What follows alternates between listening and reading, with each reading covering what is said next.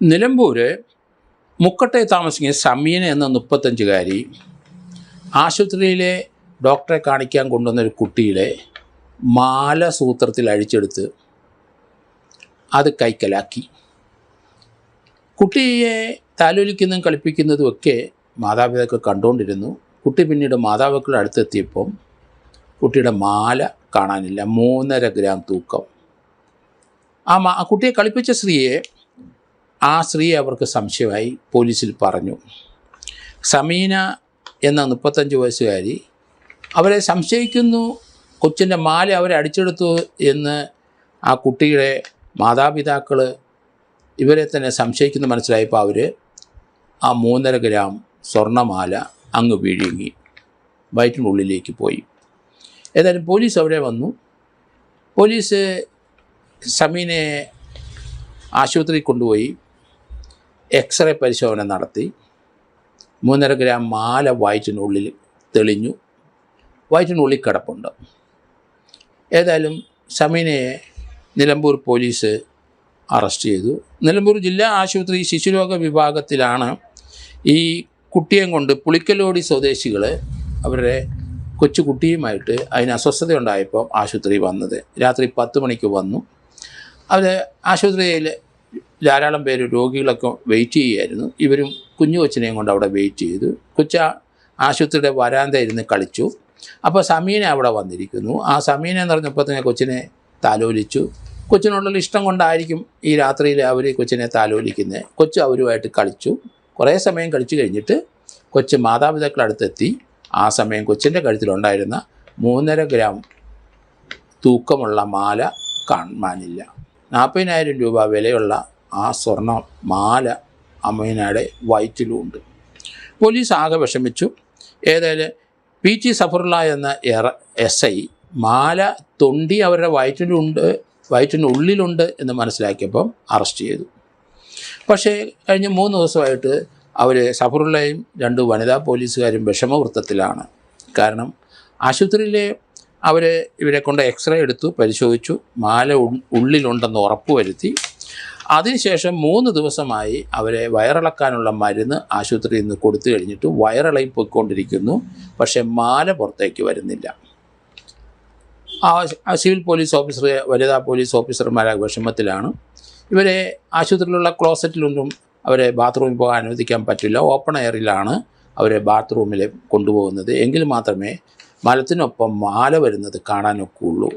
അതുകൊണ്ട് പോലീസ് ആകെ വിഷമവൃത്തത്തിലായി. ഇപ്പം അവരെ കോഴിക്കോട് മെഡിക്കൽ കോളേജിൽ അഡ്മിറ്റ് ചെയ്തിരിക്കുകയാണ്. മാല വന്നേ പറ്റുള്ളൂ. അവരെ ഇപ്പം പോലീസ് കസ്റ്റഡി കൊടുത്തിരിക്കുകയാണ്.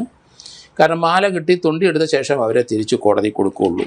നമുക്ക് ഇതുപോലെ ഇതേ രീതിയിലുള്ള ഒരു സിനിമ വന്നത് എനിക്ക് ഓർമ്മ വരുന്നു. തൊണ്ടി മുതലും ദൃക്സാക്ഷിയും. ഫഹദ് ഫാസിലാണ് അതിനകത്ത് മാല വിഴുങ്ങിയത്. അതിനുശേഷം ഫഹദിനെ അദ്ദേഹത്തിൻ്റെ വയറ്റിൽ കിടക്കുന്ന മാല പുറത്തെടുക്കാൻ ശ്രമിക്കുന്നതും മാല അദ്ദേഹത്തിൻ്റെ മരത്തിനൊപ്പം പുറത്തു വന്നപ്പോൾ ആ മാല എടുത്തുകൊണ്ട് അദ്ദേഹം ഓടുന്നതൊക്കെ വളരെ ചിരി ഉണർത്തുന്ന കാര്യങ്ങളൊക്കെയാണ്. അപ്പോൾ ഫഹദ് ഫാസിലിൻ്റെ ആ തൊണ്ടി മുതലും ദൃക്സാക്ഷിയും ഒക്കെ നമ്മുടെ മനസ്സിലേക്ക് ഓടി വരുന്നു. അതുപോലെ തന്നെ ഞാൻ ഫോർട്ടിലെ സർക്കിൾ ഇൻസ്പെക്ടർ ആയിരിക്കുമ്പം തിരുവനന്തപുരം ഫോർട്ട് പോലീസ് സ്റ്റേഷനിൽ അവിടെയൊക്കെ സ്ഥിരമായ ഇഷ്ടംപോലെ KSRTC ബസ്സിലെ പോക്കറ്റടി സർവ്വസാധാരണമാണ്. അപ്പോൾ ഞാൻ അവിടെ ഫോർട്ടിലെ സബ് ഇൻസ്പെക്ടർ ആയിരിക്കുമ്പോഴാണ്, സർക്കിൾ ഇൻസ്പെക്ടർ അല്ല, അന്ന് പോലീസിൽ കയറിയിട്ട് 2-3 വർഷമേ ആയുള്ളൂ. ആ സന്ദർഭത്തിൽ അവിടെ പോക്കറ്റടിച്ചു എന്ന് പറഞ്ഞ് ഒരു ബസ് KSRTC ഫോർട്ട് പോലീസ് സ്റ്റേഷൻ്റെ മുമ്പിൽ വന്ന് നിന്നു. ആൾക്കാരെല്ലാം സംശയിക്കുന്ന ഒരാളെ പിടിച്ചു നിർത്തിയിട്ടുണ്ട്. എല്ലാവരെയും നോക്കിക്കഴിഞ്ഞപ്പം ആ പേഴ്സ് ആ KSRTC ബസ്സിൻ്റെ അകത്ത് കിടപ്പുണ്ട്. പക്ഷേ നോട്ടില്ല, നോട്ട് മാറിയിരിക്കുന്നു. ഓരോരുത്തരെയും അവിടുന്ന് വണ്ടിയിൽ നിന്നിറക്കി ദേഹപരിശോധന നടത്തി സ്ത്രീകളെ വനിതാ പോലീസ് പരിശോധിച്ച് അവരുടെ കയ്യിൽ ആരും ഇല്ല എന്ന് ബോധ്യപ്പെട്ടു. സംശയിക്കുന്ന ആളെ പോലീസ് സ്റ്റേഷനകത്തേക്ക് കൊണ്ടുവന്നു. അതിനുശേഷം അയാളെ ചോദ്യം ചെയ്ത് അയാൾ എടുത്തിട്ടില്ല, കണ്ടിട്ടില്ല, കേട്ടിട്ടില്ല എന്നൊക്കെയാണ്. ഏതായാലും കുറേ സമയം അവിടെ ചെലവഴിച്ചിട്ടും ഇയാൾ കീഴടങ്ങുന്നില്ല. ഇയാളെ തന്നെയാണ് സംശയം. ആ സമയത്ത് മറ്റെന്ത് ചെയ്യാനൊക്കും, ഇതുപോലെയുള്ള ചില പരീക്ഷണങ്ങളൊക്കെ നടത്തേണ്ടി വരും. അപ്പോൾ നെയ്യാറ്റിൻകരയുള്ള ഒരു നാടാറായ ഒരു വ്യക്തിയും പോലീസുകാരന് അവിടെ ഉണ്ടായിരുന്നു. നല്ല പ്രായമുള്ള ആളാണ്. ധാരാളം ഇതുപോലെയുള്ള പിക്ക് പോക്കറ്റിംഗ് ഒക്കെ കണ്ട് പരിചയമുള്ള ആളാണ്. അദ്ദേഹം നല്ല അഭ്യാസിയാണ്, കളരിയൊക്കെ പഠിച്ച ആളാണ്. അതുകൊണ്ട് അദ്ദേഹം എൻ്റെ അടുത്ത് പറഞ്ഞു, സാർ ഒരു കാര്യം ചെയ്യുക, അവനെ ഒരു 5-10 മിനിറ്റ് എൻ്റെ അടുത്തോട്ട് ഒന്ന് വിട്, അവനെ കൊണ്ട് ഞാനത് സമ്മതിപ്പിക്കാം. ഞാൻ പറഞ്ഞാൽ അടിക്കുകയോ പിടിക്കുകയോ ഒന്നും ചെയ്യില്ല, അവനെ ഇങ്ങോട്ട് വിട്. ഏതായാലും അവനെ ഞാൻ നോക്കിയപ്പോൾ ഇയാൾ വിളിച്ചു അകത്തെ മുറിയിലോട്ട് കൊണ്ടുപോയി അയാളുടെ ഡ്രസ്സെല്ലാം ഊരി കുനിഞ്ഞ് നിൽക്കടാ എന്ന് പറഞ്ഞു. കുനിഞ്ഞ് നിർത്തി. അതിനുശേഷം അവൻ്റെ പുറകുവശത്ത് 2 ഇടി ഇടിക്കുന്നത് കണ്ടു. ഇടിച്ചൊരിപ്പോൾ അവൻ്റെ മലതാരത്തിൽ കൂടെ ഈ പണം എന്ന് പറഞ്ഞാൽ നോട്ട് പുറത്തേക്ക് വന്നു. കാരണം പോക്കറ്റടിക്കാർ എല്ലാവരും പേഴ്സ് അടിച്ചു കഴിഞ്ഞാൽ ഉടൻ തന്നെ പേഴ്സ് കളയും. അതിൻ്റെ അകത്തുള്ള നോട്ടുകൾ അവർ സിഗരറ്റ് പോലെ ചുരുട്ടി വെച്ചിട്ട് തലയിൽ പോക്കറ്റടിക്കാർ എണ്ണ തേച്ചിട്ടാണ് വരുന്നത്. ആ തലേന്ന് എണ്ണ എടുത്തിട്ട് ഈ നോട്ടിൻ്റെ പുറത്ത് തേച്ചിട്ട് അവരെ മലദ്വാരത്തിലേക്ക് കയറ്റി വെച്ച് കളയും. പോലീസ് അന്വേഷിച്ചാലൊന്നും പിടികിട്ടത്തില്ല. അതുകൊണ്ട് അത് പരിചയമുള്ള നെയ്യാറ്റിൻകര ആ നാടാർ, അദ്ദേഹം നല്ല അഭ്യാസിയാണ്. അദ്ദേഹം ആ പുറത്ത് കൊടുത്ത ആ ഒരു മുഷ്ടിപ്രയോഗത്തിൽ അദ്ദേഹത്തിൻ്റെ ആ നോട്ട് അദ്ദേഹത്തിൻ്റെ പിൻവശത്ത് നിന്ന് താഴെ വീഴുന്നത് ഞാൻ കണ്ടു.